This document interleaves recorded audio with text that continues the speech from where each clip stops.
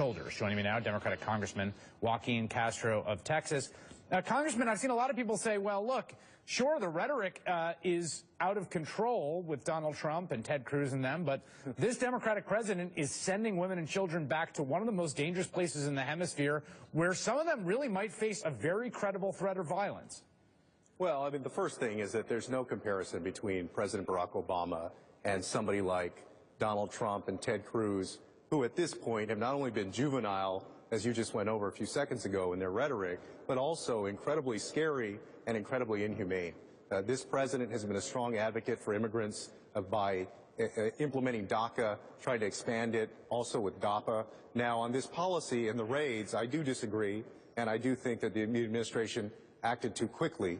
We've got to remember that the overwhelming majority of the folks who came from Central America in the last few years are fleeing because they're fleeing countries that are besieged by violence, by gangs, and they're in fear for their lives. And so I've said all along that we should treat them like refugees. I've said also that I believe our asylum laws are outdated, need to be updated, and also the process needs to be completely revamped. It's basically broken.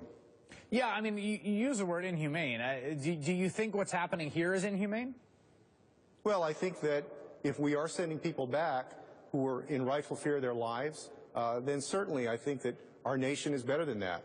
And I think that the administration should at least consider giving the folks who have been here, who've come here seeking refuge, an opportunity to allow the resources that we're providing to the Central American countries that was just in this big omnibus bill, an opportunity for that to work.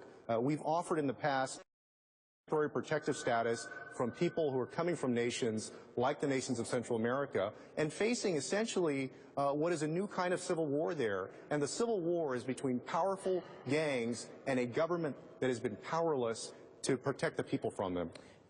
The White House would basically say, look, this is a country of laws. There is a process for applying to asylum.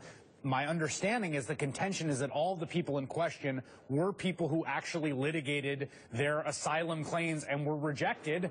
That's what happens. Sure, and that sounds like a very strong argument. In fact, I think when most Americans hear that, they think, well, listen, I'm not for open borders, I'm not for letting everybody in, but what I want to make sure is that at least people get their day in court so that they can make their argument and make their case. What I'm saying is that the system right now for that process, for the application process, is broken. Two things real quick. First, the overwhelming majority of these folks are never represented by attorneys at all. Right. Imagine if you were going in front of a judge with a complicated legal matter, you don't speak the English language, you're not even given the application in English. Literally, not necessarily. They don't have to give you the application in English. You're going in front of a judge, and you've got nobody to help you through that process. That's what these people are facing. All right. Congressman Castro, thanks for coming on. Appreciate it.